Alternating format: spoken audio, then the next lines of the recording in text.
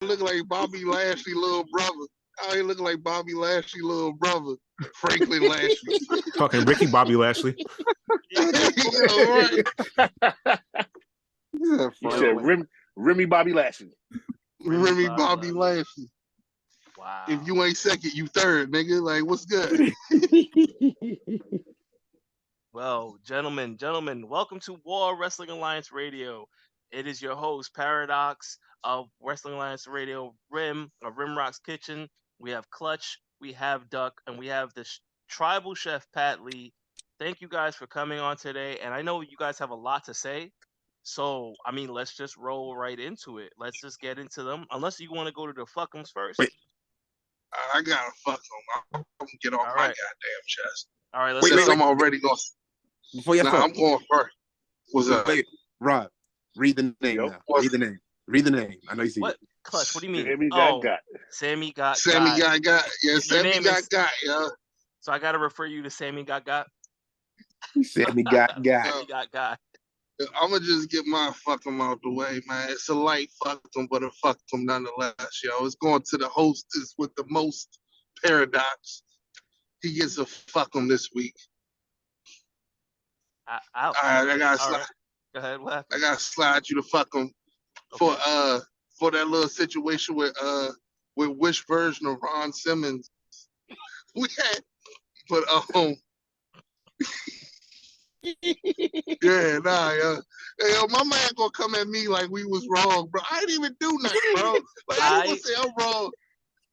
And then this motherfucker gonna call somebody fat, yo. This man gonna say, yo, well, come to the gym with me. Like, bro, why you issuing gym challenges, bro? Like, that was, first of all, that was weird and shit. And second, like, teach his own. But I'm like, bro, I ain't even say nothing. All I'm doing is just defending Nia the same way everybody defend mid-JF. When I defend mid-JF, I'm wrong. I was literally saying, what I really wanted to say, I said was, let's just debate this man. Let's get him on and let him speak his piece out loud. No, we're not gonna attack anybody.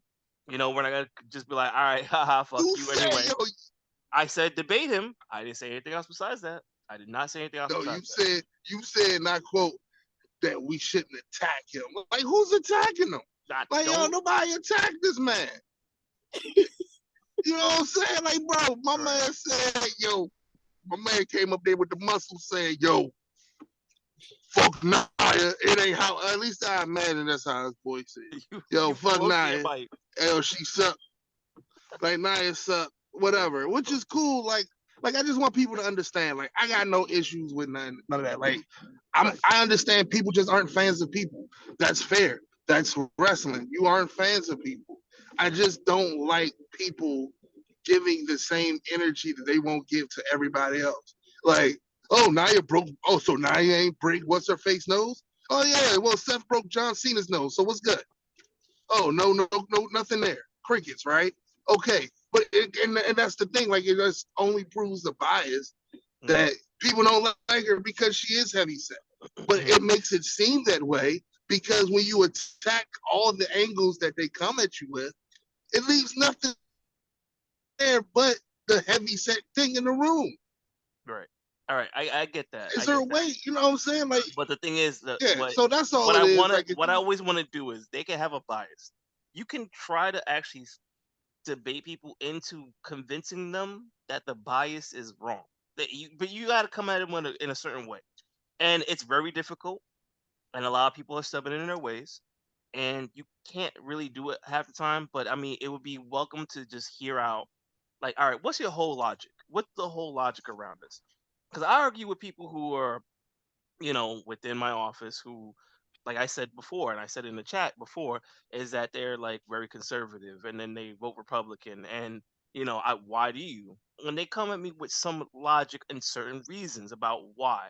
They don't agree with all the stuff. They agree with some things, not the extreme right stuff, but they do meet in the middle with a lot of things. And I'm like, all right, see, I can't understand you if you come at me like this. If you just come saying fake news, you're going to sound like an asshole. I don't want to hear you. You don't want to hear me. And fuck you. But it's one of those things I just want to hear somebody out entirely and then let them talk. But I mean, I'll accept the fuck you, though. I'll accept it. Hey, I mean, listen, you got no choice but to accept it, unfortunately, man. Because it's out there. I'll take I ain't it. taking it back. Thank you so much. Thank you, sir. May I have another? Sir, may I have another? Well, if that's the case, No, fuck you. no, Yeah. no. Guys. Anyway, no. Anybody else have a fuck you to give? We're on anything that happened within the week, the pay-per-view, anything, even on Raw that happened last night. Oh yes. I have several fuckums. I have several fuckums to get off my chest. One, you already know the motto and the vibes. Fuck them kids. It's not a quote, it's a lifestyle. Fuck them kids. Except my third and fifth graders. We on the way to a championship. Anyways, my fuckum goes to why they did Chelsea Green wrong that way again. 5 seconds in the Rumble. That was kind of shysty. And the crazy part is, as soon as I was typing that, I feel like she's gonna get an early elimination. What the fuck happens? She's gone within 5 seconds. Now I'm glad to see that she's back because she's proven that she's able to sit there, go in the ring. And I feel as with her being there along Nia being back, that does give a little bit more depth into the women's division. Hopefully they do something with her. But yeah, that is my fuck 'em for that. And another fuck 'em is people that keep bitching about, oh, the Rumble was born because such and such. Look here, I get tired of telling people this shit, right? I had a long day, so y'all might hear a lot of 4-letter words. If you go into these pay-per-views with high expectations and super expectations that this is gonna happen or this person's gonna come back, yeah, you're gonna be disappointed. I don't know what other way to tell you this. It's just like the whole thing we spoke about with The Rock. People made that shit up. So now all of a sudden, when he said that he wasn't coming, people got mad. And then they tried to do the Stone Cold Steve Austin story, and people got mad. So look, if you know you're picky, if you know you're fickle, don't go into these pay-per-views or these shows expecting some high type of surprise or whatever, because you're just going to disappoint yourself. Yeah, there's a lot of too many people doing that, and it like ruins the whole thing. And then you just come out feeling angry, right? Because the shows will be really so. Like that was a solid Royal Rumble. It wasn't top notch. It wasn't their best one, but it was solid because we knew the right people won. For that matter, the right people did win. But again, when you're going in here expecting a whole sleuth of surprises or a whole sleuth of moments in a battle royal, you're gonna just disappoint yourself. And don't do that to yourself. Trust me, I'm a Knicks fan. I know how it feels when you put expectations on somebody and then next thing you know they fail, you get pissed off.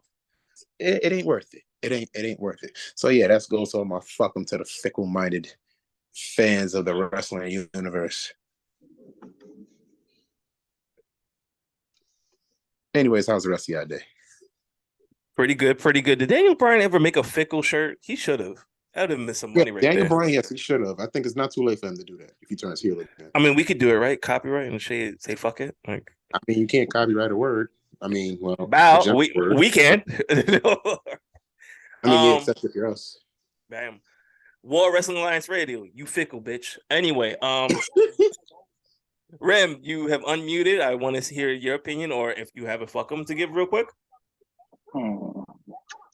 I have a fuck 'em. My first fuck 'em goes to the myth, the legend, the immortal, Hulk Hogan. My man. What did this motherfucker do? My man. I just saw you walking around, high-fiving and busting out moonwalks at War 30. No way in hell you tell me about Rumble, you paralyzed, you can't walk, bro? Fuck out of here with that bullshit. Right. That shit was wild, random. Like, he had a bro, surgery. I just saw you a week ago, bro. Like, right. Wow. Did that surgery happen after Raw? Is that what happened? I have not a clue. Wow. I have not a clue. I'm like, you know what, bro? I don't even care at this point, to be honest with you. And my second fucking goes to my co-host with the most, Mr. Duck Go Bang, and the reasons will develop throughout this airing tonight. So pay attention. Say that shit with your chest. I'll tell you why. I specifically told. He I'll out tell here this talking about. him. You talking about we out here dick riding Roman Reigns. He hit us with the don't dick ride Obama. I told him we gonna talk about. I said we gonna talk about the Rumble, but we gonna elaborate on this whole bloodline situation. Nah, nigga. He like nah, blood. We ain't dick riding nobody. We got that man pulling our mouth every week. I'm like, you know what? We still gonna talk about the homie.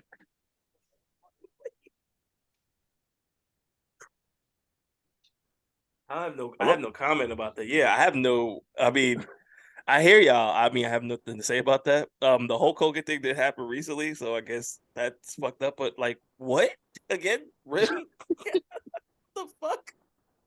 Okay, Duck, you can explain it. Me and Duck been going at it all day. Okay, Duck, can you explain that real quick? Yeah, cause I'm missing something.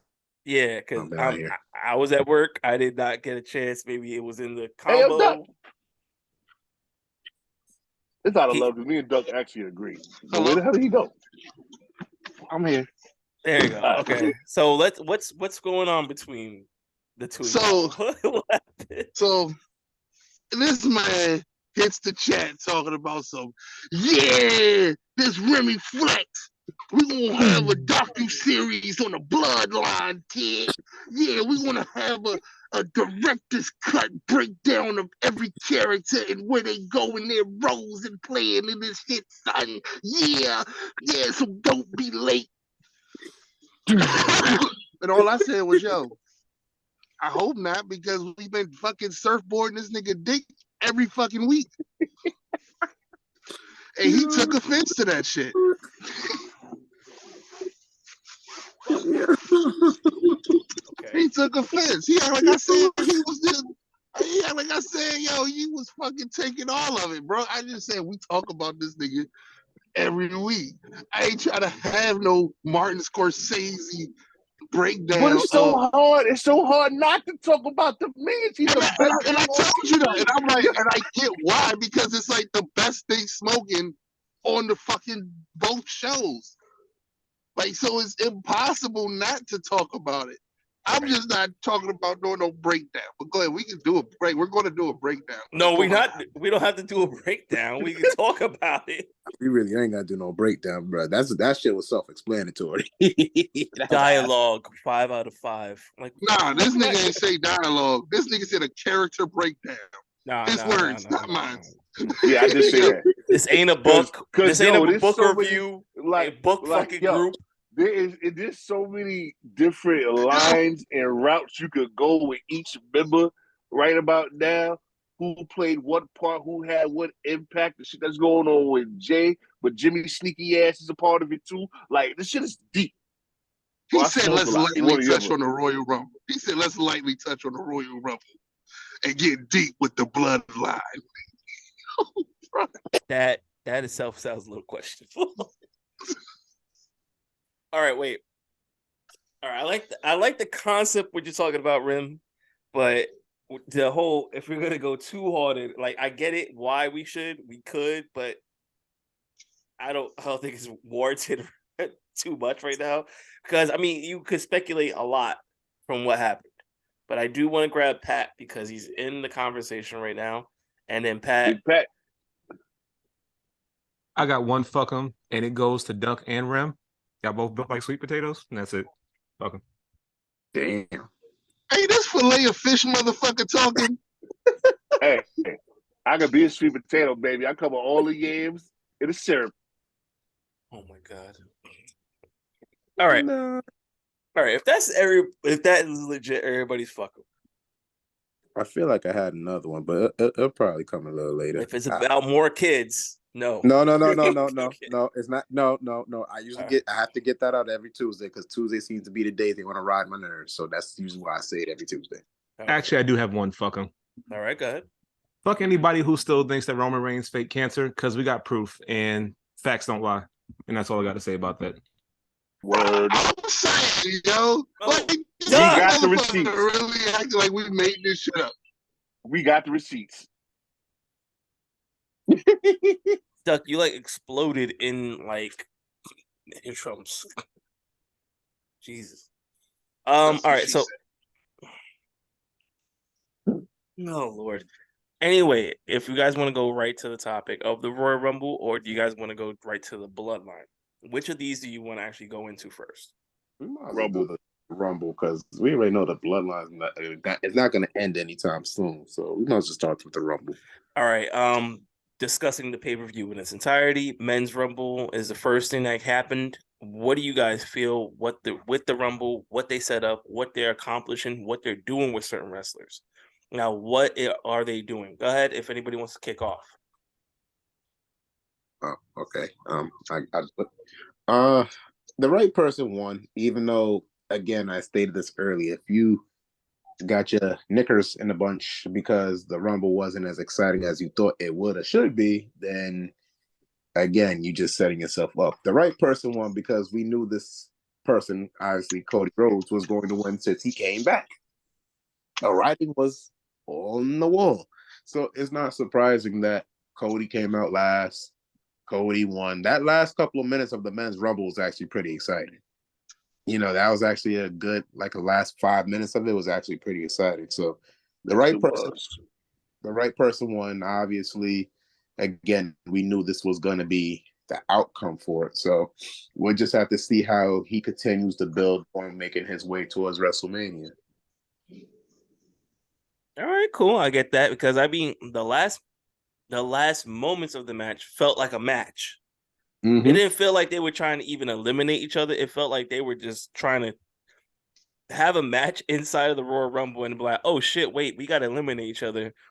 And they actually started trying to do that, which I appreciate. Like sometimes you do have matches that just come out of nowhere within the Rumble, and it's like, well, now I want to see more of that.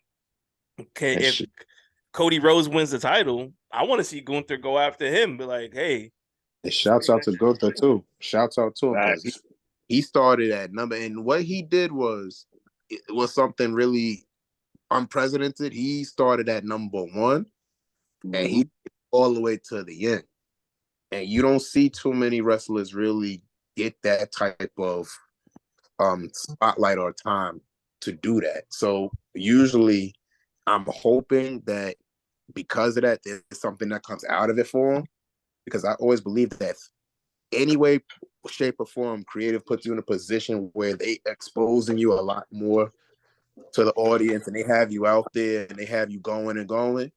That's usually something that they see in you, and that's a good thing. So hopefully something comes out of this for Gunther. Hopefully. You can tell. You can also tell with how they booked him. Like since he's been since Triple H has taken over creative. I don't want to say since he was on the main roster because, you know, we've heard the rumors that, you know, Vince wasn't high on him and he's really ready to cut him. But since Triple H has been in control of creative, and since he's had the IC title, you can see that they see something in him and they are invested in Gunther a lot. And for him to do that feat, that was beautiful. And it wasn't like he was slacking or hiding. Your man was fighting the whole hour plus. Like he was putting in work, eliminating. He was getting busy. And I want to see a full match with him and Cody. That sample we got, I'm like, yeah, we need to see more. Agreed. What we also got was a good preview of a good show. Here's the thing with Gunther. Braun Strowman, he did not back down. Brock Lesnar, he went right to his face. Mm-hmm. And then he even posted on his own Twitter the showdown between him and Brock. He wants this. He did not back down. He took a guitar to the back from fucking Elias. He kept going on he eliminated 2 of his bigger, not the bigger competitors, the bigger guys in there who are former world champions, Drew and Sheamus, eliminated both of them, and he was going back and forth with them the entire match, and then kept going at everybody else. this man has shown that's an Iron Man right there. That is tag him right there. That is a future world champion, possibly by the end of this year. I'm gonna say that right now. Agreed. Agree. I think what helped him stand out too is like if you think about all the factions and groups that were in the Rumble, like the Judgment Day, New Day, whoever it was, Gunther didn't really have help from Imperium. He kind of did that on his own. And that's what stands out to me even more was that he just dominated by himself. He didn't need any help. Facts. I forgot about that. Wow. Imperium wasn't even in the Rumble, right? No, right? They weren't. Not at all. Wow. Well, no tag teams were in the Rumble. Except the New Day. And Alpha Academy, but they came in, separate ones. But tag teams, no, they wasn't in the Rumble. No. All right, so I want to ask you guys about the New Day spot that happened. What do you guys feel about that? Was that just like, you know what? These guys see the morale seems better in the ring, not the ring, in the back locker room. Was that cool? Like, hey, let's just do something silly real quick. Call out for the New Day. What do you think? I mean, yeah. I mean, we know Kofi and Xavier is never really going to compete against each other. So that little spot where they was drumming on each other was cute, and it was for the fans and for the kids. But what they do have to stop is it's been 2 years in a row. There's not much more spots Kofi can do outside the ring. Just let it go. Either he's going to fight and try to get further into the Rumble and win it, or just get eliminated, and that's the end of it. Because I felt bad this year. Like, they really tried to play it off, but the chair was weak and flimsy, and this 1 foot rule and all the rules that they make up, it just gets tiring after a while. So just move on past the, Kofi, you always have an exciting win outside the ring, and just let it be. I mean, it fell 2 years in a row. Like, hang it up. I'll say this. Our boy Kofi, you tried. And I think I saw what the spot was trying to be. But you did a chair spot like 3 years ago. So I don't know why. He's got to realize, like, listen, just go in there, entertain, do crazy shit in the ring. And, you don't have to keep doing these spots. It's just, we get it's a thing. You don't have to do it no more. You've proven you're dope. We get this, bro. But to get eliminated and almost possibly injure yourself, because it looks like he almost hit his head on the announcer desk. Everybody was like, "Oh crap, did he get hurt?" Like, don't injure yourself just because of a spot, and you're not winning the Rumble or anything like that. Like, just don't do that anymore. That's what I'm thinking. The other thing that me and my wife were sitting and we were like, "Yo, if Big E's music hits, we need to hear the New Day music hit one more time." That roof would have well, it's not a roof, but that whole area would have exploded, I think. Do you think that would have been the same thing though? I was hoping for a Big E return too. Like, I was watching the countdown. I was hoping, I was praying, but maybe he's just not ready yet. He's now starting to make public appearances, but I was hoping he would have been back in time for the Rumble. I think it's actually kind of smart that he didn't get put in the Rumble, because if he got put in, it would have overshadowed Cody winning, and people would expect the Big E to win, and him losing coming back would have kind of hurt him a bit more. So I think it was actually smart to keep him away. I kind of personally wanted to see him back, but after thinking about it, maybe he'll come back in time for Mania for a different match. It would have been the Daniel Bryan effect all over again. Exactly. The sentimental favorite comes back. I don't think it would have necessarily hurt Cody, but again, it would have overshadowed Cody winning, because then I don't know. That been a little. I think his reactions would have been a little bit different than how it was with Roman and Daniel, but I don't know. But I do feel like it would have overshadowed Cody in some way. I think maybe I'm different, but him coming back would have been great. But I don't think even if he came back, I think everybody in their mom expected it to be Cody's day. I don't see it being the Roman effect. Like, don't get me wrong, people love Big E. Big E was the man, all that good stuff, man. But him coming back and then losing the Rumble wouldn't have hurt anything. It wouldn't have made nobody hate nobody. It wouldn't have been like, now we officially just hate Cody Rhodes because he wins. I don't think that would have happened. I think that was a once in a lifetime anomaly. Sorry, that's not once in a lifetime. I just think it happened, and I don't think it's something we'll see with every single person there is out there. That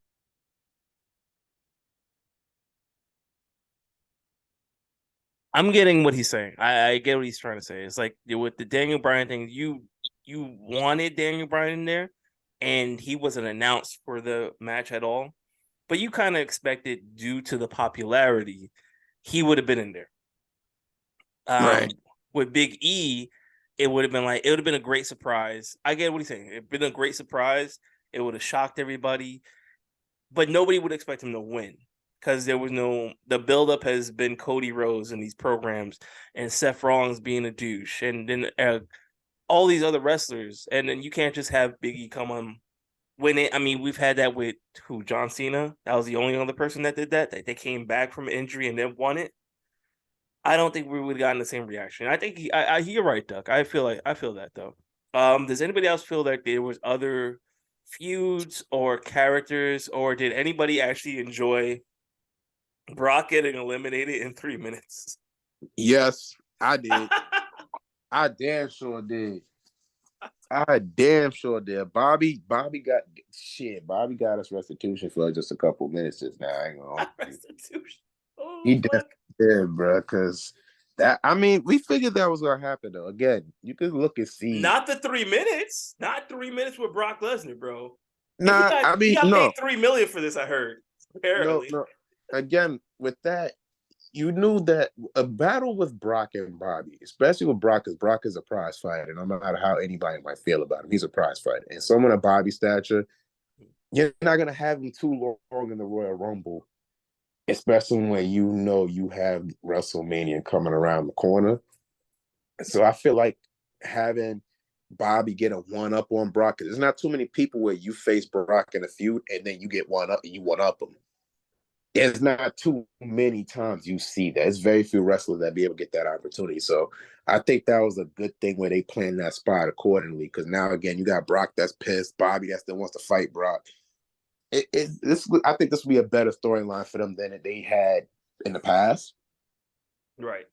Because now again, it's not being overshadowed with Brock having another feud, and then he's just in this one just for kicks. His full attention go to this, and Bobby's getting what he wanted, because remember, that's what he wanted when he first got back to the WWE. He wanted Brock. So I think this match, especially with them heading towards Mania, will be a good one. Wow. All right. Yeah. No. I mean, because they have. Will this technically can be considered a rubber match of sorts between the two of them? I would think so. I would think it'd be considered a rubber match. I'm gonna call it rubber. All right. Because if I remember correctly, I'm not counting the Elimination Chamber match because Bobby never got in the match. Oh, wait. No. Did he not beat Bobby before? Yes, he did. And yes, with that pin. Yes, you're right. So, Duck, yes, you're right. I'm sorry. It is a rubber. Yes, it is. He had him in the Yes. Hurt Lock, The and Hurt then Lock reversed it. Yes, you're right. there you go. And Brock lost to Bobby at the Rumble last year. Yes, you're right. Right. So I mean, with that, my only gripe is that people keep from what I see from social media. Of course, I don't like to be on social media too much. I just kind of see some opinions, so what's going on.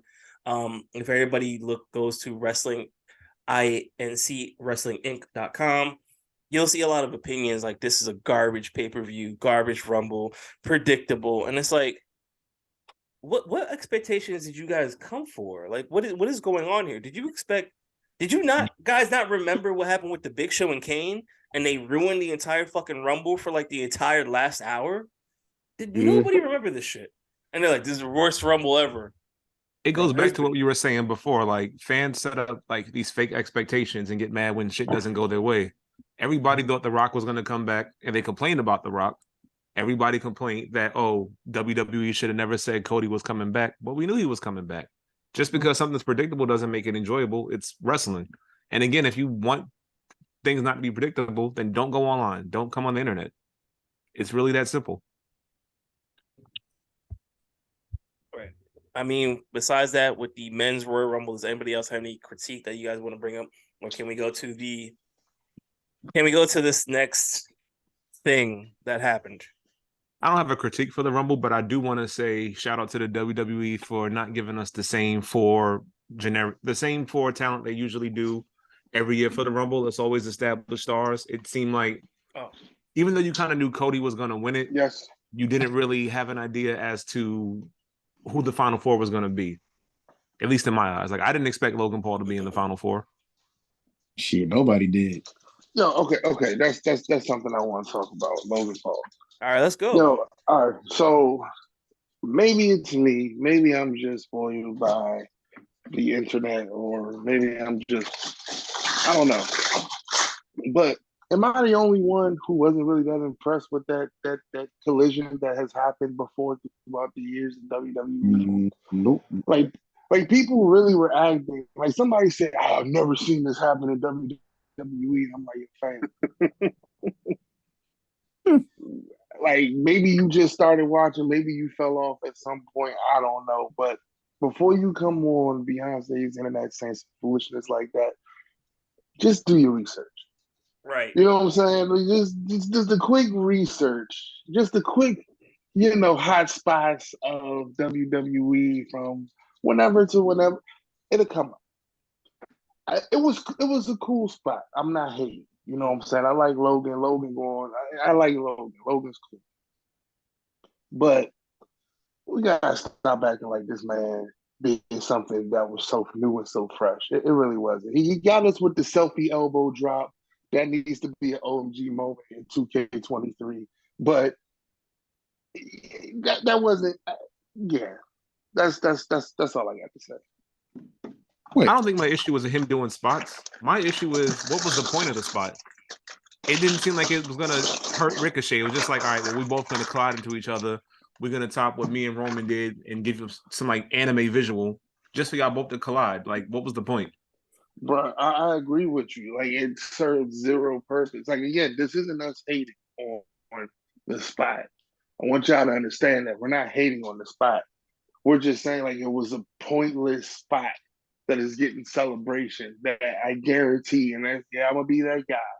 If AEW did it, it'll be a whole different situation and conversation about how dangerous it is that they keep doing these weird, risky spots.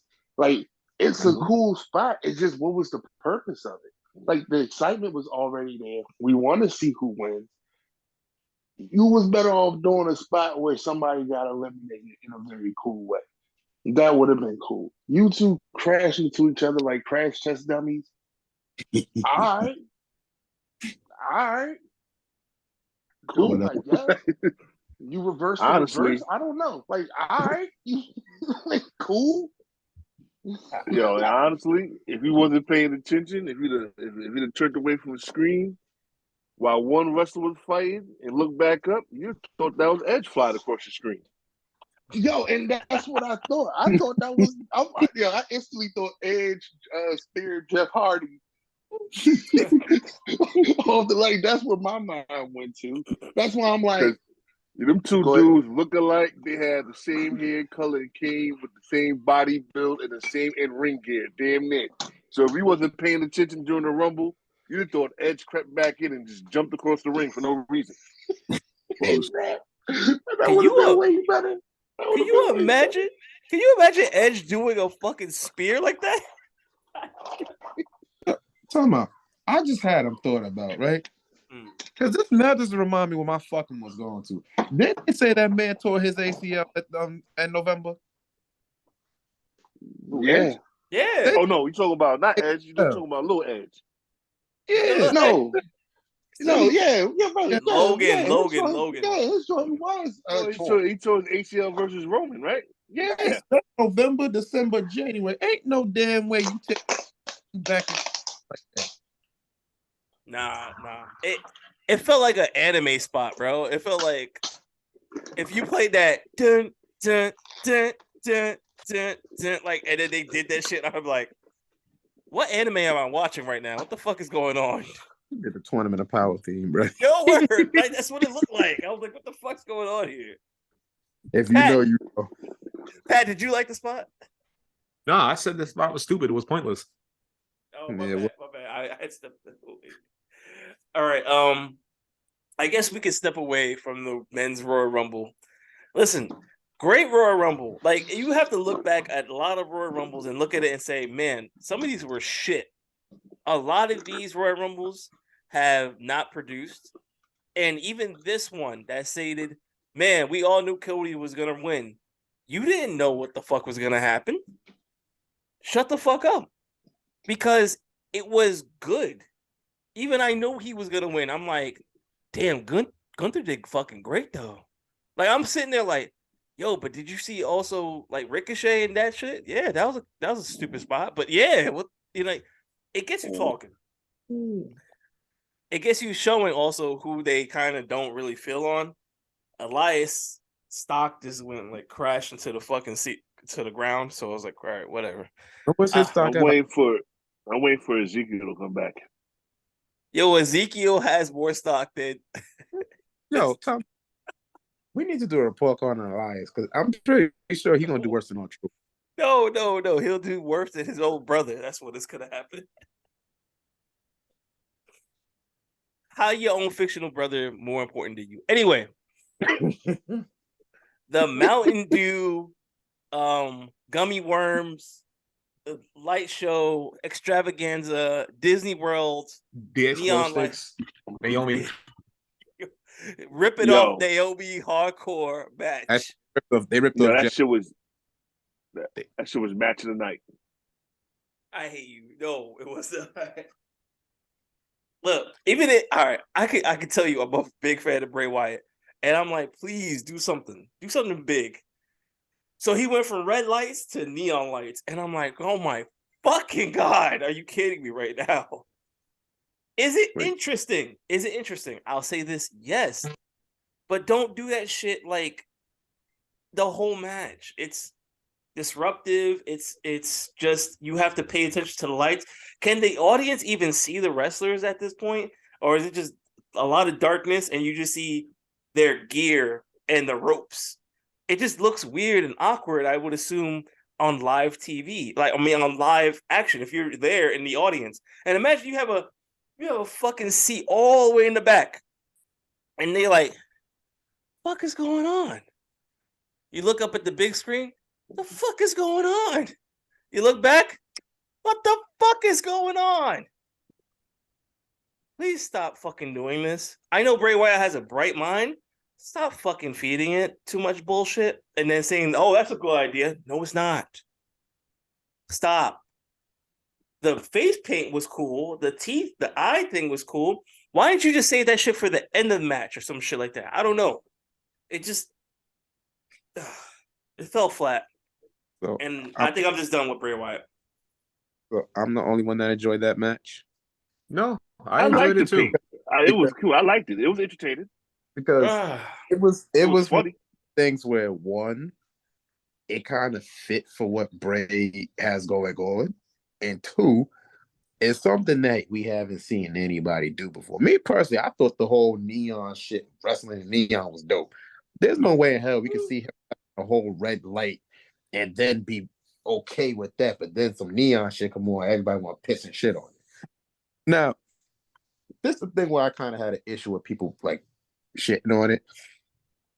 It's one of those things where, again, I mentioned the fickleness, where the moment they give you something new and it's something different, you shit on it. But then when they give you the same old generic thing, you piss, moan, and complain that they don't do anything different. So in this case, it's damned if you do, damned if you don't. LA Knight and Duck, as you alluded to, he's the one that's really making this all work right now. Because he has the charisma to do so. And it's one of those things where I remember you alluded to where, like, how in order to have the gimmick, you need that bad guy to bounce it off of. LA Knight is that polar opposite of Bray right now, where he's a talker, he's the charismatic one, he's the in your face where I'm gonna beat you, like pop you in the mouth and then talk my smack to you. So it works for him and Bray for what they did. Now, I think the match would have been a lot better if they didn't have it at the Rumble. If they had it maybe at a SummerSlam or even Elimination Chamber, where they didn't have to have it cut short because of the Rumble matches. But I like the concept for what it did because, like I said, it was different. And then, not to mention, if you're having the whole family funhouse of Firefly funhouse characters there, that type of environment works for them in their favor. Okay. I like the concept of what they did there. And plus, it was also a promotion for Mountain Dew anyway. So I think that's really why they did it. But it was a cool concept. Hopefully, they could do it again and they'll have a better match out of it. Yeah, I agree with you. I do also kind of feel that people forget the storytelling aspect of this whole Bray Wyatt feud. Bray came back and he came back with like expressing he had mental issues, that he had a hard time trying to find himself. And we were used to like the Fiend. The Fiend is like this strong, dominant character who eventually got fucked up by Vince McMahon and corporate or whatever the case was. So now you're going to see different stages of Bray Wyatt. Like every match that he's been in or every segment he's been in is literally how he thinks. The Pitch Black match, that's just like, to me, an extended version of the Firefly Funhouse. And it's not going to be the worst thing that you see from Bray because I'm pretty sure he's going to come up with some wacky shit involving Uncle Howdy and the other characters. But again, it's not the worst thing we've seen. I mean, at one point, I'm pretty sure somebody said the casket match was done. Kane and Undertaker have thrown fireballs for God knows how long, and we've seen that to be cool. Like a few glowing lights isn't going to hurt anybody. I think, was it a silly match? Yeah. I mean, sometimes you need silliness in wrestling. I mean, Orange Cassidy wrestles with his hands in his pocket. Still does. And he's over as hell for it. I think people feel like this payoff is just taking a tad bit too long. Like I seen a TikTok today where somebody basically was like, "Oh, this Bray Wyatt feud is just taking too long, and so far it's just been dumb. There hasn't been no this, or there hasn't really been no payoff, and all of that stuff." And I get it to a point. Like if you are a Bray Wyatt fan, you understand that the story aspect of the character is what people really love. And I think for real, it's long. I won't say that. It's a bit boring right now, sure. But I think the saving grace for it, and I think the part that we're not we as in us, but just in general that's missing is that like what if this is a story for LA Knight? Because the person who's been winning with this and making everything great is LA Knight. You know what I'm saying? Like, you know what I'm saying? Like this all started because of a little situation. You know what I'm saying? And now it's just grown to something much bigger. And you're seeing LA Knight go with the punches and still be entertaining with it. Like one of the biggest things is that people who get caught in the whole Bray Wyatt echo chamber usually come out with their character not right and kind of hard to get back over and all of that stuff. But LA Knight's been cooling. Just had a segment with Taker. You know what I'm saying? Mm-hmm. So it's taking long, sure, but I mean, what else you got to watch? That is a good point, though. And I do have a question I want to pose to the group, and maybe it could be another topic we discuss at another time, and it goes back to what you were saying, Duck, about how some fans are like against Nia Jax, but they don't have that same energy for Seth Rollins. Why is it that some storylines and some characters are like, all right, cool, I love seeing the story develop. Like, for example, Sting, he didn't wrestle for a whole entire year. My man just was in the rafter, just silent. And we were fine for that for a whole entire year because the payoff was he was going to beat Hulk Hogan, win the title, and bring it back to WCW. But why are we fine with that? And, we harp on the nostalgia for that. But Bray is like, he's boring. This is taking too long. Like, when will he wrestle? Like, when's the payoff going to happen?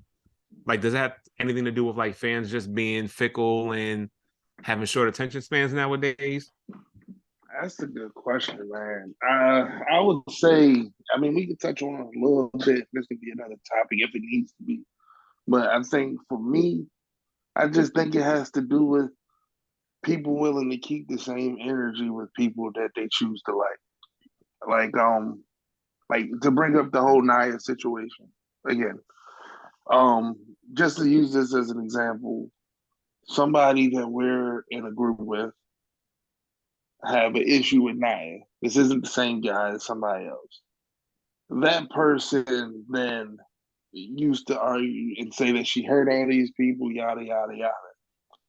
When brought up that okay, she hurts people, cool, but so does all these other people. Why don't you have the same smoke? And his answer was, well, they're actually good wrestlers and I like them. So people are willing to forgive bullshit for people that they like. But if they don't like you or they're just okay with you, short attention span, this needs to hurry up. And it's unfair because it's like, yo, give it time to cook. Let them cook, bro.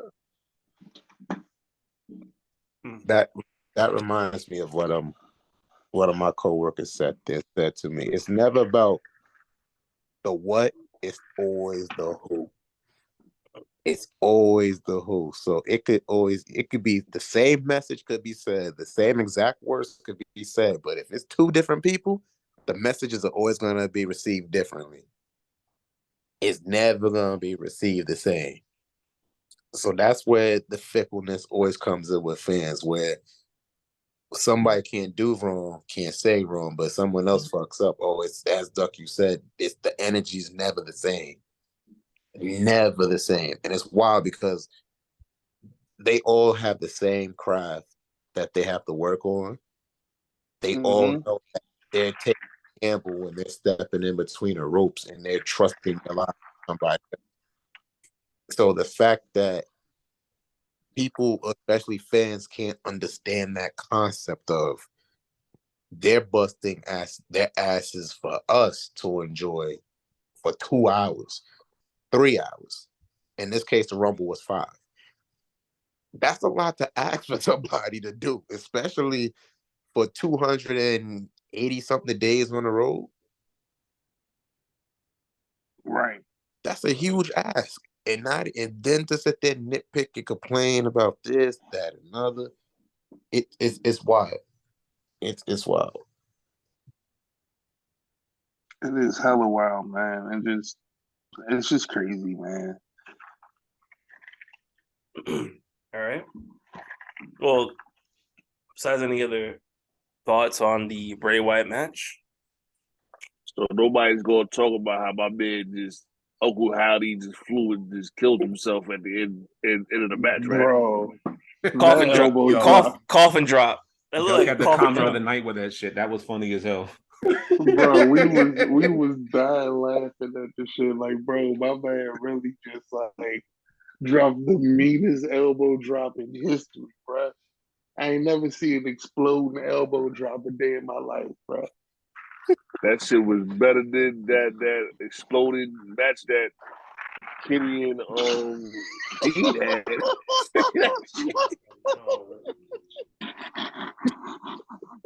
We don't need to talk about that.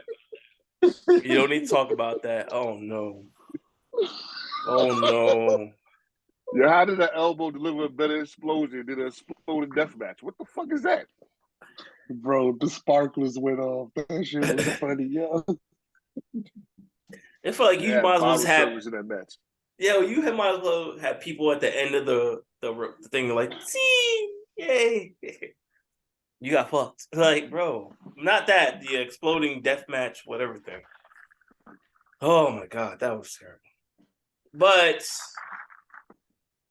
I mean, they did the pyro right, at least. I'll give them that. And then the little characters showed up, and I was like, well, that's fucking creepy.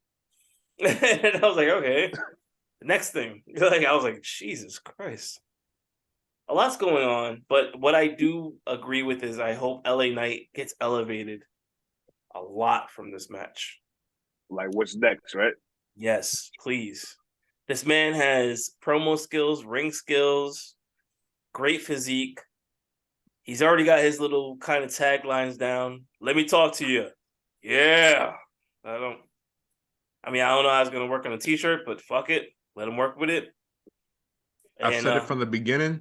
He's gonna win Money in the Bank this year. That's my pick. Ooh, yes, he's got just not. You can't even say just enough charisma. He has an exuberant amount of charisma to pull that off. And it's weird because it's like it feels like this is what Austin Theory should be at or should have been. Because it feels like LA Knight is what an evolved Austin Theory. Like this is what we should be having right now. That's my opinion on that, though. Triple H taking over data for Austin Theory is the best thing for Austin Theory. Right. We should go to we know Bianca and Bliss. That match was really short. It was one and done, I guess, and then some Bray Wyatt stuff happened. I don't think we need to comment more on that. That match was given to us. Bianca won. She's moving on, and as it is, maybe we should just move it on. Right. I mean, let's speak on the women's match then. Let's do that right quick then. Not that right match quick. Was for Bliss than it was for Bianca. All right, storytelling wise, of course. That was definitely more so for Bliss's transition than more so for Bianca because we already knew Bianca was gonna. Well, I knew there was. Everybody was kind of a little worried, but I knew Bianca was walking out shit. Nobody group, but you know, I got other people I talked to. There's a little shaky, like, oh, Bliss is gonna win because they're doing the Fiend. I was like, no. But it's too close to WrestleMania not to have Bianca there. But yeah, that match was more so for Bliss's character transition opposed to anything for Bianca, really. All right. No, sorry. The women's Royal Rumble, right? What did you guys like about it? Didn't like about it? What surprised you? Go ahead. I'll go and start. First off, shout out to Rhea Ripley for lasting from the first contender to the very end. Yeah, the Royal Rumble for women has only been out for like 4 or 5 years, I want to say. But even with that, like to be the first person to have that accomplishment, that's a big thing. I'd personally say my favorite surprise was when Nia Jax came back. I've been wanting her to come back since she got released last year for whatever bullshit reason it was. Seeing her back, I felt like not only was a smart move by Triple H, I kind of feel like it was like an inside joke to the fans who like, oh, well, The Rock is going to come back. And Triple H is like, all right, well, I'll bring a Samoan back, but it's not going to be The Rock. All right. Wow, bro. But I do kind of want to see it too. I was happy to see her back as well. Same. Right now we have a monster heel, or depending on what she's gonna be, monster face, monster heel, that's back in the roster now. Yeah, you had Piper Niven, but Nia Jax has the height, she has the strength, she has that thing about her that like makes her. Well, fuck. Now I gotta be her. Shit. I was gonna say, like, yo, are we really like? Is Piper Niven's really a monster? Nope. Heel? She knows how to use her. Oh, I don't know if she's a face or heel. She knows how to use her weight. With her side. She knows how to use her weight for her repertoire. What she has. Go ahead. She's like a woman version of Kevin Owens. Like she wrestles with like the KO move set. Right, there you go. Right. Nia Jax has the you ain't moving me unless I want to move and I will fuck y'all up kind of style. And that works for her. Piper Niven moves around like a Kevin Owens. That's a perfect example, actually. I like that one. Nia Jax coming back. People are hating. Damn, like really, guys? Like, what the fuck is y'all harping on her for what? What still? She got a new shirt, so fuck off. Yeah, I just, again, I think it has, again, if you're not a fan of hers, you're not a fan. I respect that fully. I will always say, if you say it's because she is dangerous and she only has ties because of her family, she was fired, along with so many other of the annoying families. They've been let go, so that stops it. The oh, she's a danger, this, that, and the third. She wrestled on the main roster for 4 years, and let's just say every injury was her fault. For 4 years, they let this dangerous person continue to work in their system with no real repercussions, no fines, no nothing. She just existed for 4 years. That's weird. Like you would think, and not to compare the two because there isn't no real comparing of the two. But when allegations that happen, and there's even proof that there's no proof that these allegations are true or not, Vince fires them that quickly, got rid of them.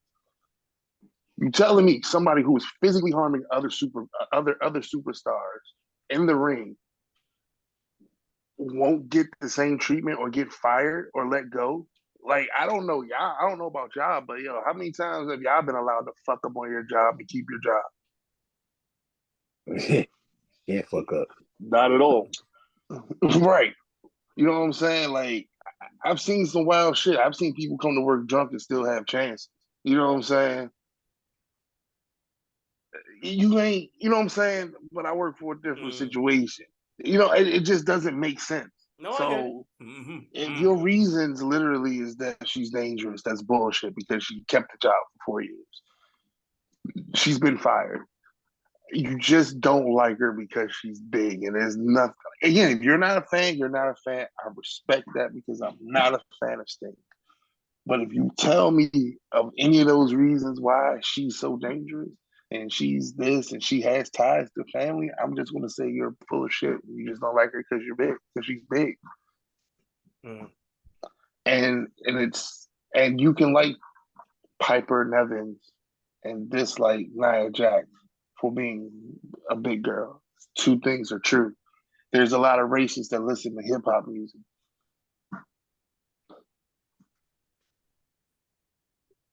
That was a cool line. That is a fact. that was a cool line. Fact. Like you had to. I wanted to let that sink in. Nobody talked. Everybody was like,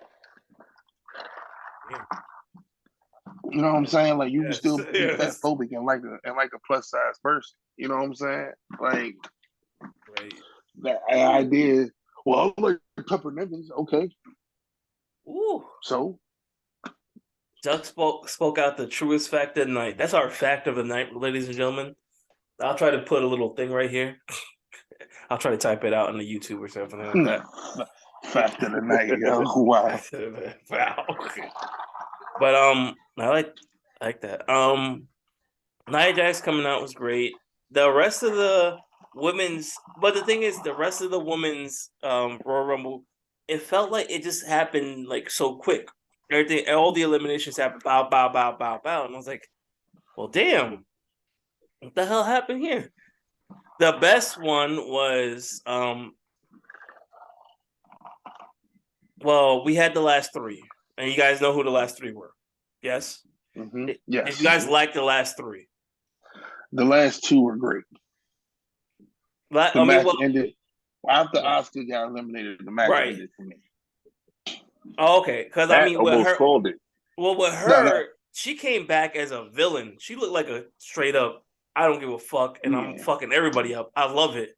And then the last two with Liv Morgan and her because she got sprayed in the face. I was like, yo. Nah, see, you missed the point. Liv wasn't there in my mind, bro. Liv wasn't part of that equation. I know she wasn't. I know she wasn't. Once one got eliminated, it was like, all right, Ray got this. So, Jesus, that's it. That was it. I ain't gonna hold you. If Liv would have won that way, I would have gave her props, and I would have been like, I don't know why they did this. Like they really hate Pat Rhea, almost called that shit too. Pat almost called that. He was like, "Liv got this." I'm like, "Oh God, final two." Oh God, bro. All I know is I said, "Yo, Dana Brooke is going to win," and then 2 minutes later she was eliminated. I just stayed quiet the rest of the match. But for a minute though, it seemed like that she looked like she's gonna pull it off. Right. When Rhea was on them ropes, I'm thinking, oh shit, Liv might have a chance here. Because let's not forget, Rhea entered first and she got credit for Guess who went to second? Liv was number 2. Liv went to second, so her and Rhea went the same distance. So again, that I always, like I said with Gunther, if someone, especially with management or creative, whatever, has you in positions where they say, okay, we're gonna sit there and run this playthrough. Let's see how you do. And they put a certain level of faith and trust in you. It's not like Gunther, not like Liv or Rhea was hiding throughout the match or they got lost in the shuffle. There was moments where they was there. So I did say before prior, I think maybe a month ago, maybe 2 months ago, where the WWE has to start building a division going post Charlotte, Becky, Sasha, and Bayley. Mm. Hey, Liv might have to be one of them pillars that they build around because they're gonna need a sentimental baby face. I still feel like she will have to get better than where she's at, but yeah, I agree. They're gonna have to start building upon. And hey, look, the way they've been running through it, they had to win Money in the Bank. They put the title on her. That's a certain level of faith and trust. So she keeps getting better. I can see her within the confines of WrestleMania one day, but Rhea was obviously the right choice. Right. Minus the whole poppy mommy shit. Yeah. Yeah, we ain't gonna bring that up. No. We ain't gonna bring. Because you know what? If we bring it up, I swear Ray Day's gonna pop in out of nowhere on the side and be like, "Listen here, motherfuckers!" And I'm like, "Oh shit!" It's like, oh, hands up. Fuck, she brought the AK. Fuck it. But she's not here with us today. But shout outs to Ray Day. You always bring a lot to the podcast. It's too bad it's not today though. What we are going to go to now is the main event. I will let Pat Lee, because you've been quiet, you say silent, and you like to bring in the good combos onto this. Pat Lee, the main event of the Royal Rumble. Kevin Owens, Roman Reigns, and the aftermath of our decade, I could say. Oh, we were going to talk about the match, or we just going to talk about the aftermath? Because we already know which one. Well, everybody could bring their own quick thing. We could bring our own critique. Quick thing. How you felt about the match? While the aftermath, nothing long, and then we could go around and then talk. The match, just like Drew McIntyre, you get so many chances and you fail it again. Drew McIntyre done. Kevin Owens done. I'm just saying, like, how many times can you be like, all right, I'm the number one contender. I'm gonna beat you, Roman. Yeah, whatever. You lost already. I want to talk about the aftermath. I want to talk about that mafia style, good Godfather, you out of the family type of ass whooping that Sami. Goodfellas. Goodfellas. Yeah, like I have never. Everybody was talking about, oh, you know, it was so emotional. I had tears. I'm like, I have never cheered on an ass whooping in my life. Clutch said it best himself. You can't want to be a oos and not want to do oos shit.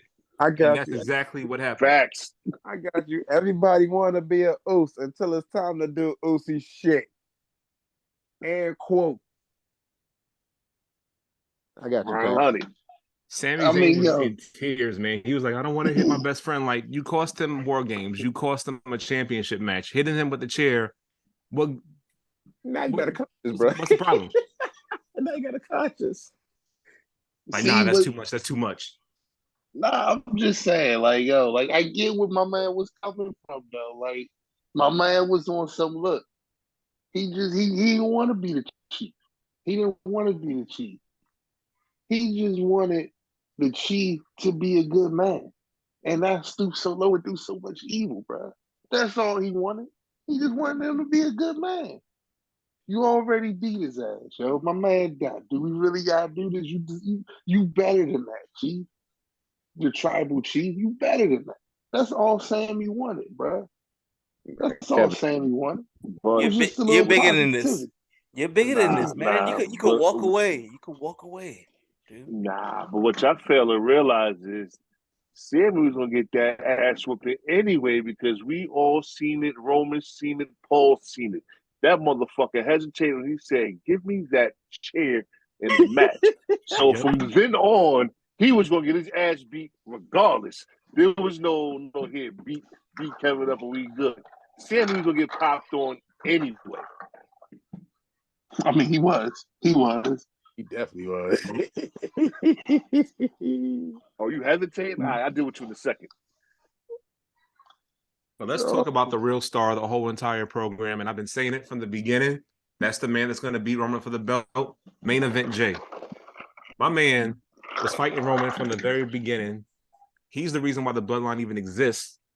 Brought his brother in, despite the fact that Roman was like, nah, I don't know. Got him to fall in line. Brought his brother from NXT. Got him to fall in line. He did not trust Sami one bit. And he told Roman from the jump, nah, we shouldn't bring him in. This is family. What do? They bring him in anyway. All right, cool. You know, you don't want to listen to me? Watch what happened. And then what exactly happened? Bloodline breaks from within. Jay wasn't mad at the Sami getting beat. He was mad that it took all that for them to trust him. He's going to come back and he's like, you know what? I want my title match. Main event Jay coming back. I told y'all Sami's a spy. So, he's a spy. Listen, man, we always know, man, when it comes to something that people of color are doing, bro, all it takes is one white man to bring it down, Slim. Thanks. We done seen it one too many times, bro. We done seen it one too many times. all right. It's called the Brock Lesnar effect. Like anytime a black person wins, Brock Lesnar theme song play. Oh, New Day doing good. New Day doing good. Brock Lesnar coming back. Bobby Lashley might win the title. Brock Lesnar coming back. Yo, you remember 2 years ago, Sami Zayn, you said it used to be a conspiracy? Yes. The irony. Plot twist, he is a conspiracy. Everything's a conspiracy. Sami Zayn was right the entire time. He was calling for 3 years. He puts the hat on, bro. He puts the hat on and says it's a conspiracy going on. Oh, man. All right.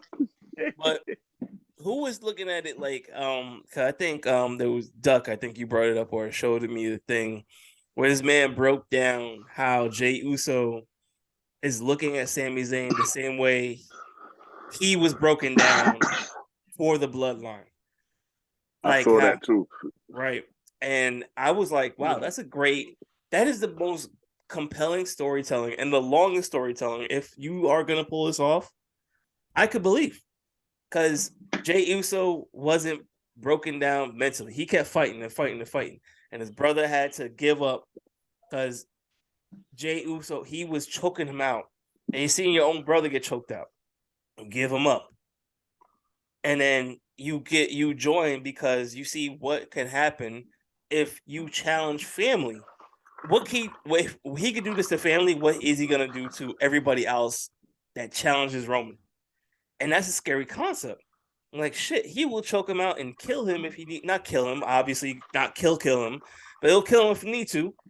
And then that's a scary concept. So you fall in line. And then now Jay's probably looking at Sami like, yo, he really came into the bloodline, need to be accepted.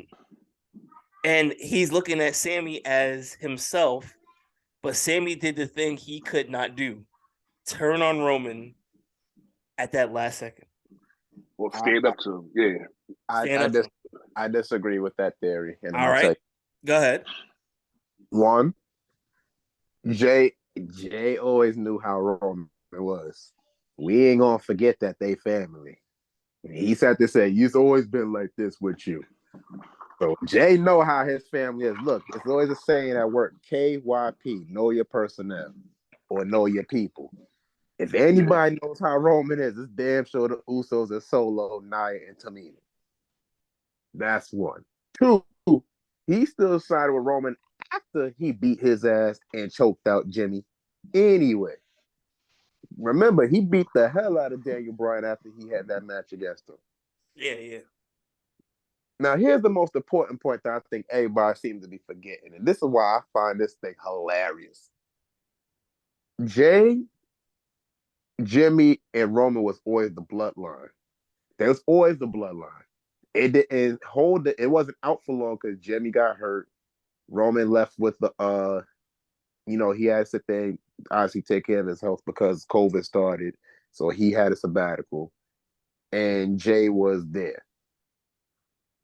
Sammy's little behind, like I said, was a spy and try to infiltrate the whole island and try to join some shit that he had no part of joining. Now that's the absolute difference in this story that people seem to be forgetting. He was with wait. You can't appreciate the Owen Hart of this story right now? Whoa. Nobody forgot that part. Nobody forgot that part. But even though he weaseled his honky ass in. Exactly. That's the difference. He weaseled his honky way in. You're right. He weaseled his way in. He gave us the Bob Saget, like Dad of America. We love this guy. He makes us laugh. Full house type of thing. We felt everything with him because we loved him. He was the goofy guy. You know what I'm saying? He was everybody has that one person in their family that ain't really family, but they just hung around to where they're family. Everybody has that person. Wait, so he's the one that's invited to the barbecue because he's funny.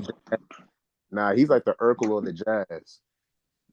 Yeah. Bro, man on the floor. Yeah, like you let him, you know what I'm saying? You fuck with him. All right, you took a sandwich, cool. You can have the sandwich, bro. Get out of my house. He's brother, man. My bad, go ahead, Ucey. What I'm saying was that's the difference between those two. And I think it's more so because Jay finally did trust Sami and he's seen what he did. Now he's conflicted again because remember, Jay went through this before with Jimmy and Roman. Do I side with my brother? Do I side with my cousin? Because I grew up with both of them. They all grew up together. That's a fact. So who do I choose? And then by some way, shape, or form, it was Roman that sat there and got Jay to come back. It wasn't Jimmy, because Jimmy was like, okay, let me fill my brother's spot that he left, so let me help Roman out. Sami weaseled his way in trying to sit there and have some power because he was getting his ass beat in the locker room. Don't forget that. And then when Jimmy and Jay was getting cracked on by Drew, Sami was dipping and ducking. Let's not forget, people. I keep all type of receipts when it comes to this man. I was Team Jay Uso the moment Sami joined. When he ripped off that shirt, I was like, get him, Jay, go get him. But no. See, the tribal chief sometimes, as much as we all love him, he can be hard-headed. He can be real hard-headed, but ain't nobody going to tell that man that because nobody trying to get their ass beat. But that's okay. That's okay. He has to learn. Now, my brother had an interesting point, even though he says he'll join whenever there's a day he ain't got to go to bed early. There's another. But he said Roman probably has PTSD when it comes to stuff like this. And that's why he spazzed out on Sami. Remember the first time he got cracked in the back with a chair? Yeah, the shield. The shield. Uh-huh. He got wait. He got cracked in the back. And then the way he fell again when Sami cracked him. You saw what he did to Seth last year at Royal Rumble, right? He beat that ass. Stop hitting me with a chair. Hey, bro, because he had that look like, no, this shit just happened to me again for the second time. Yep, he definitely did. Yo, somebody needs to release a meme where it's like Roman getting hit in the back and you see like World War II planes and all this shit happening in the background. Not again. Fuck. He beat the shit out of that boy last year. And then now he beating Sami like that. It was an interesting theory that we was talking about though. But yeah, that's why I disagree with it. Sami, like I said, weaseled his way in so he could feel like he could belong. But Jay was actually conflicted of joining his cousin because he was trying to actually prove himself. And now the moment where he finally sat there and said, okay, I'll accept Sami because Sami's shown that he's loyal to the family. Now all of a sudden you betray that same family that I damn near tried so hard to get you out of. So now there's a confliction of, all right, I don't know what to do anymore, so I'm not doing this anymore. So you think that's what he mean by, like, I think when he said, yo, he quit, I think he's like, he out. But I think, of course he'll be back, of course. Well, I mean, he did say to Solo, we at war now. We take no prisoners. So I guess maybe there's gonna be a civil war of if you in, you out, you against me, period. I'm mad that it's going to be a thing, but like, oh, I don't know if it's going to be a thing, but at this point, I hope it is a thing. Like, if there isn't a limit of bloodline elimination, because one of them belts got to come up off my man. Yeah, This one, at some point, one got to happen. Now, I don't know if you want him to do back to backs, but like, you know what I'm saying? Like, I don't think Cody gonna walk away with both belts. Yeah, You know what I'm saying? Please no. We don't need one person having all the titles. I wouldn't be mad if somebody snatched the belt up off of him for this one. Then he go ahead and he either win against Cody, lose against Cody, whatever it is, because they want him to lose. They just don't know how. But I feel like these would be the best moments to do it, especially because like if he was to, let's just say, lose at Elimination Chamber, then lose at WrestleMania, and it disappeared for like 3 months just to rest up or whatever, we get a Mad King. You know, and then Roman comes back more dangerous than ever. Now, That's not bad. That's not video bad. I think y'all the video I sent where it was this girl where she sat there basically said that one way you could get the titles off Roman, even though it's weird because again you're not going to have the titles taken off him before Mania, but she said one way you take a title off him is if you have him basically coming out pissed off with Sami, which would be odd because he honestly beat the brakes off that boy. That he's basically still pissed off with Sam. He's basically tearing everything up. Basically what you just said, Duck. He's just running amok. And they basically strip him of the titles. And then that's when eventually he comes back and they have their match or whatever. But I can't see Sami beating Roman. Even though that would be the lot, but I can't see him beating Roman. Or him taking 2 losses. I can't see them stripping him of the title. Like that would conflict with so many things. That would sound all right. Stripping him of a title. Really? The titles? No. I could see him strip of 8 titles and lose it to both Sami and Cody in 2 nights. I can see that. Not stripping him. Who brought that up? Because that's really left field. Really left field. Well, like he'd have to beat up Adam Pearce. He'd have to beat up the announcer team. He'd have to like assault every referee. He'd have to like spit on somebody's grave, kick a baby, punt a puppy. I don't know what the fuck he's got to do because that's a lot. You can't just strip the man who's had the titles for so long for an exuberant amount of time and then say, well, you stripped of both titles. Can you imagine that? That would be stupid. Everybody would hate that idea, I think. If he beats Adam Pearce, that would be a glorious day for all of us. So we ain't gonna really be upset about that too much. All right, but, you gotta beat up Aaron Pearce, the announcer team. He's gotta spear a random announcer woman. He's gonna have to like grab a child and like spit in his face and be like, acknowledge me, and then like throw him back into the crowd. Like you have to do a lot. That's wild, man. We talk about Roman. We ain't talking about what's his name? New Jack. Relax. I'm just saying you can't just strip a man of his both titles that he's been running with for so many years just to be like, well, it's part of the storyline. No, that's just a dumb storyline then. And even if they did strip him, it's not like he's gonna hand him over. He won't take it. They could tell him if you don't defend the Raw title, then we're gonna strip you of that one. That's the way they could do it. Like retire you defending as 2, retire the shenanigans. You're gonna have 2 defenses, and therefore each of the titles or some bullshit like that. Something like that. All right, I can see that. There's a simple way you could do it too. All right, so boom. So Sami and Roman, they fight at Elimination Chamber. Roman beats the hell out of Sami, whatever. You have your match. Roman hits the spear. Sami kicks out somehow. Roman gets hit with a hoover kick. Sami falls on Roman. Both of them have their shoulders on the mat. 2 refs come out. We do that situation old school. Both of them get pinned. 1, 2, 3. Next night on Raw, Adam Pearce makes a decision. Since both of them won the match, Sami gets the one belt, Roman gets the other belt.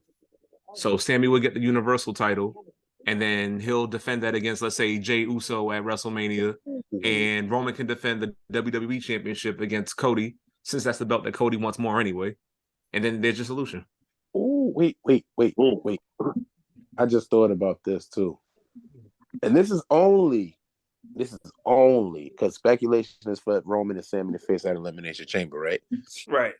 This is only a speculation. Even though I feel it'll be lazy because they did this before. But if some way, shape, or form Roman and Sami do not wrestle at Elimination Chamber, I feel as if it will be another triple threat match between Cody, Sami, and Roman.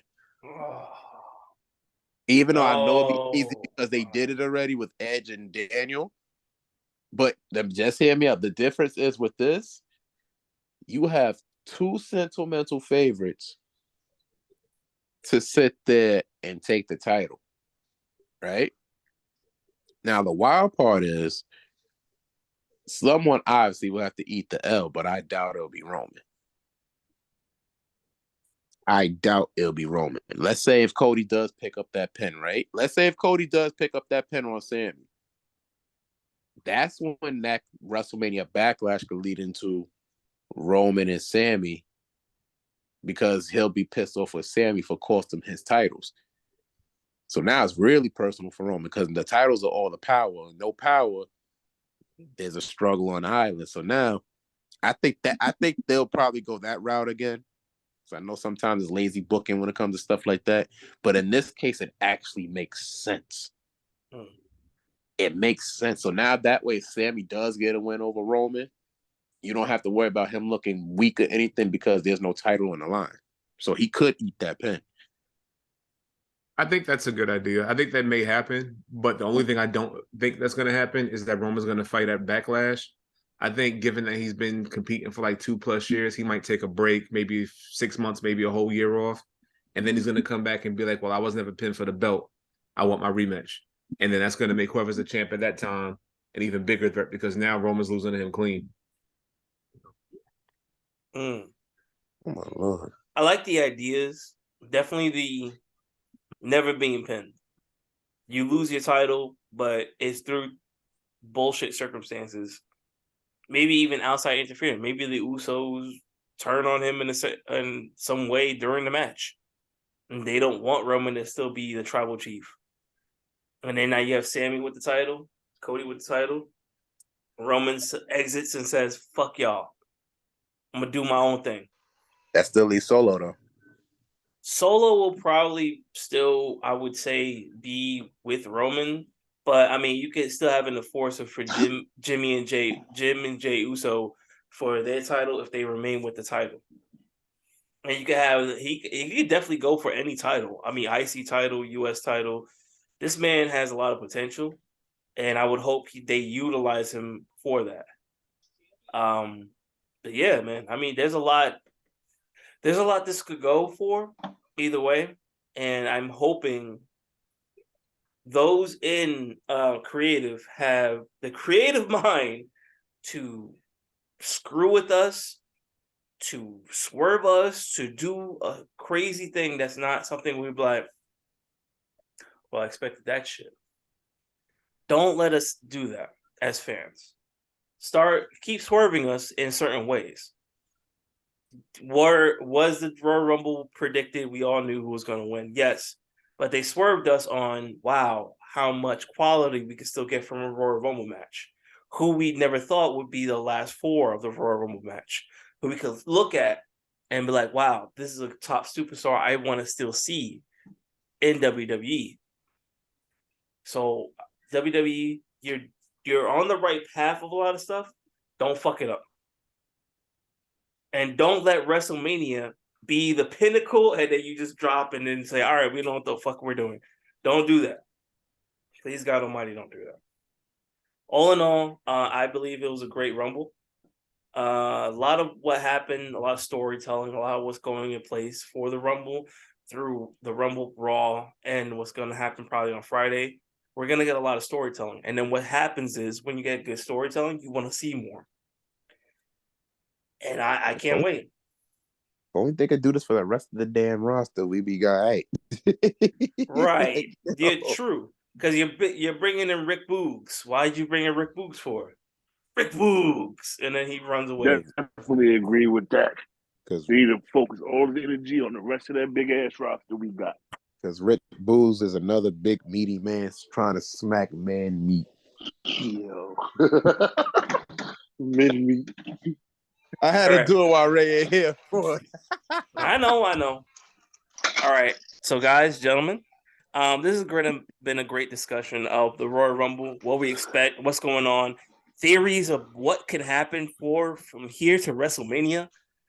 But it's been me, Rob of the Paradox Experience, Rob of War Wrestling Alliance Radio, and my co-hosts who all have, like I said, their own. You all right, Duck? No, I'm laughing because you really ended the whole podcast. No, because we were running on we always try to do, ladies and gentlemen, we always try to run at least an hour and 30 minutes. We're trying to run this as smaller for you guys to digest, and it's always better if you guys want to keep discussing something or another topic you want to discuss. That's fine with me. I'll keep going. No, that was it. It's just a funny thing to be like, all right, slapping men meat. On that note. Slapping men meat. We're done now. Like, no. What I always like to do is to big up my co-hosts who are part of this podcast. As always, I'll actually go myself first. I'm going to be a little selfish. I run the Paradox Experience YouTube. I've been playing Dead Space Remake. It's a great game. Fuck Callisto Protocol. Buy this game and then try it out. You can actually watch my YouTube. I've been playing continuously, and it's a great game. Very horror-esque, very scary. If you don't like shit in the dark scaring you and killing you, don't play this game. But also, I'll go to Duck first to promote what you have and what's going on with you. Like I said, you know me, I have nothing special going on. Candles, still working on them. Actually, I have everything to make the candles. Just a kid, literally 30 some odd days away from being born. I got a lot going on, and candles is the last thing that's on my mind. But do remember, like I said last week, I'm just a nobody trying to tell somebody that hopefully they tell everybody about the World Alliance Radio Twitch stream where we play games, where I play games, and hopefully to get that going back, and hopefully you'll get a chance to see every single member stream on that service because it's for everybody. So one day you'll get me, one day you'll get Rem, one day you'll get Pat, one day you'll get Clutch. You know what I'm saying? Well, who knows? But how about you join and see and find out? It's all in the link tree. There you go. We're not crazy celebrities, but we welcome you guys and love you guys joining us and having fun. Rim Rock's Kitchen. Oh, let us go with the commercial. Hold on.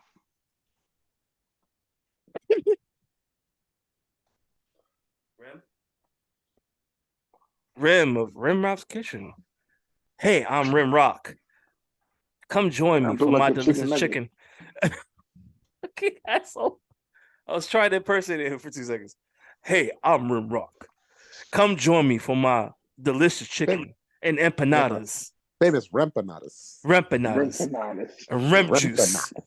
And my delicious collard greens and mac and cheese. Yo, mac and cheese. You got it.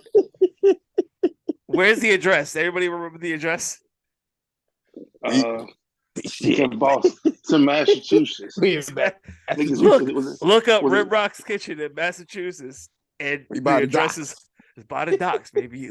Let's go. Enjoy. Oh shit, he comes. Yo, this is Rim. I'm driving right now. I just heard Rob chop everything up right now. So this is Rim for Rim Rock's Fried Chicken. I'm located in Pittsfield, Massachusetts. You know what I mean? If you ever hungry, you out here in this country scenery, come see me. You want to get fat? Come see me. I got the best fried chicken, mac and cheese, collard greens, man. I got what you need, baby. Holla at your boy. There we go. Yes, sir. He delivered. There you go. He probably doing the delivery right now. Shit. Anyway, of course we have Clutch, Captain Clutch, Expert King, Clutch, King King of the Clutch, Ooze. King of the Ooze. Sammy got Clutch. King of Clutch style, Well, you're closing out, so go ahead. Alrighty. Normally I tell the world that I make candles, but today I want to do something a little bit differently. Now, I want to acknowledge somebody. Over this past weekend, my I don't know how to pronounce this way. My middle oldest nephew, I don't know how that shit goes when you have a middle family member, but my middle nephew, he had a track and field meet, and I have to give he's taller than me, so I ain't gonna call him the big goose because I ain't never gonna give him that much credit, but I gotta give him his damn credit. He made the whole family proud. He broke a new record in UCLA track and field history with the weight throw. And he is not only he is the fourth ranked, not in the state, but in the country, right fourth for the weight throw for this past tournament.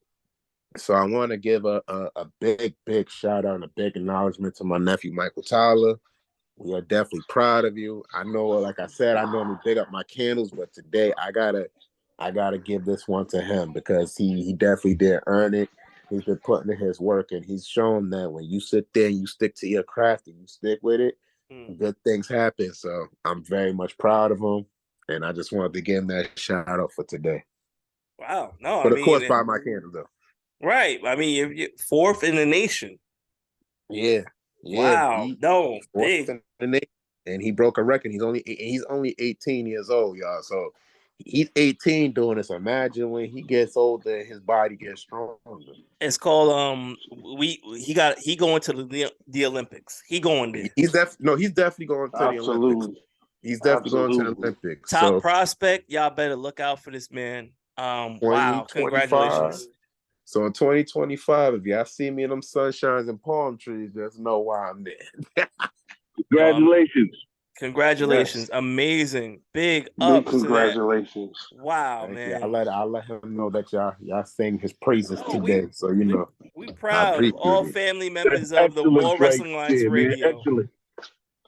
Yeah, he doing the damn thing. So we just keep encouraging all my nephews. I'm proud of all of them, but he don't even have broke a record right now. So he don't even get the all right, so we're very proud of every member's family who is part of War Wrestling Alliance Radio's hosting as well.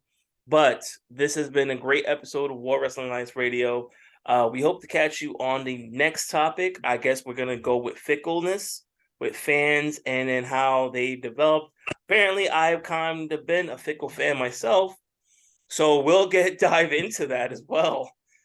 Thank you so much. Yes. Hey, and Imperium better beat the hell out of Ricochet and Braun Strowman. They better. Now I remember where my fucking was coming from. I knew that was gonna come to me towards the end. But yeah, there you go. Imperium better beat the hell out of Strowman and Ricochet. I agree with that. Totally. Imperium is a superior group, tag team persona. But there's been War Wrestling Alliance Radio. The next episode will be about fickleness, what's going on with AEW, and then what we see that they're going to produce because, they like to try to upstage WWE whenever they have a pay-per-view. But hopefully it's just all great wrestling and all amazing wrestling that's brought to us, the fans. And as always, thank you for watching. Thank you for listening. Sub, share, like it, and as always, be safe. Peace out. Acknowledge it. Fuck mid JF.